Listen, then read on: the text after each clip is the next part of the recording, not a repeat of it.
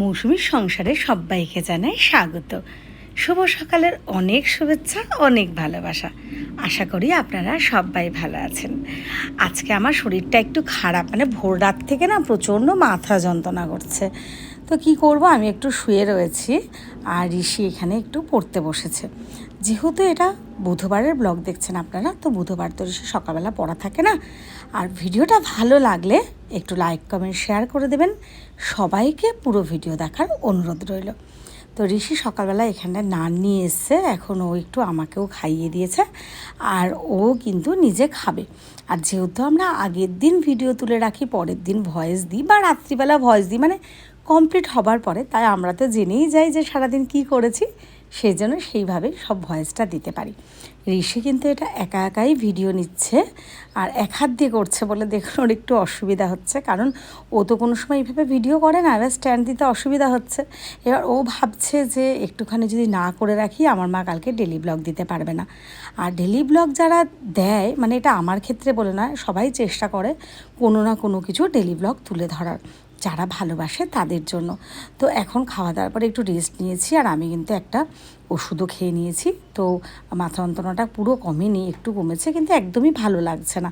তো ঋষি ওই জন্য বললো, মা তোমাকে উঠতে হবে না, এখানটা বসে বসে, আমি না কুমড়ো আলু একটু পেঁয়াজ কালো জিরা দিয়ে ভাজা ভীষণ ভালো খাই, সেটা বানাবো করে এনেছিলাম, কিন্তু আমার আর শরীর চলছে না। তাই ঋষি কিন্তু খাটের ওপরই আমাকে দিয়েছে যে মা এটা ছুলে দাও, কারণ ঋষি এটা পারে না আর আমি ওকে ছুরিটা ব্যবহারও করতে দিই না, খুব ধার যদি হাতটা কেটে যায়। কেউ কিছু মনে করবেন না, বা এই খাটের ওপর বসে সবজি কাটছি বলে বাজে কমেন্ট করবেন না প্লিজ।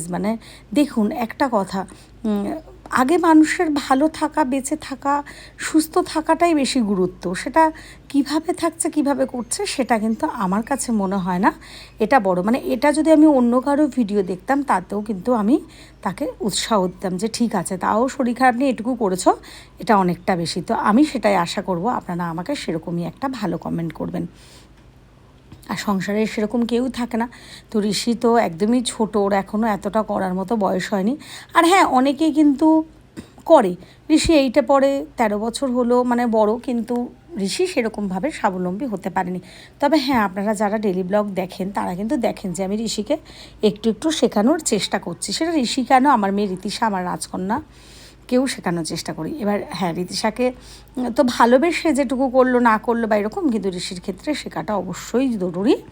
তো আমি এগুলো কেটে দিলাম, এবার ঋষির হাতে এগুলো দিয়ে দিলাম। ঋষি কিন্তু আমি মাপ বলে দিয়েছি চালের, তো মেপে কিন্তু ওটা অলরেডি গ্যাসের ওপর বসিয়ে দিয়েছে।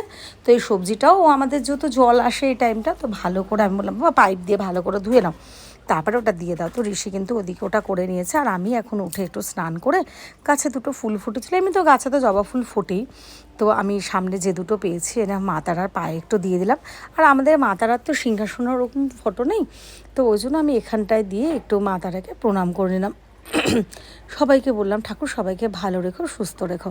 আর আজকেও মনে হয় আমার গলার ভয়েসটা ঠিকঠাক হবে না, কারণ যেহেতু কালকেও রাত পর্যন্ত কিন্তু শরীরটা খারাপ ছিল, এখনও শরীরটা খারাপ আছে। হ্যাঁ, যদিও মাথা যন্ত্রণা নেই, দেখেছেন চোখ মুখ দেখেই কিন্তু বোঝা যাচ্ছে।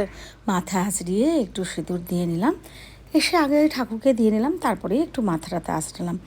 তো এই যে ঋষি, দেখুন ঋষির কিন্তু খাওয়া হয়ে গেছে, ও আলু দিয়ে মেখে ডিমের অমলেট করে খেয়েছে, কুমড়ো নামমাত্র খেয়েছে, দেখেই বুঝতে পারছেন ওইটুকু কুমড়ো সবটুকুই রয়ে গেছে।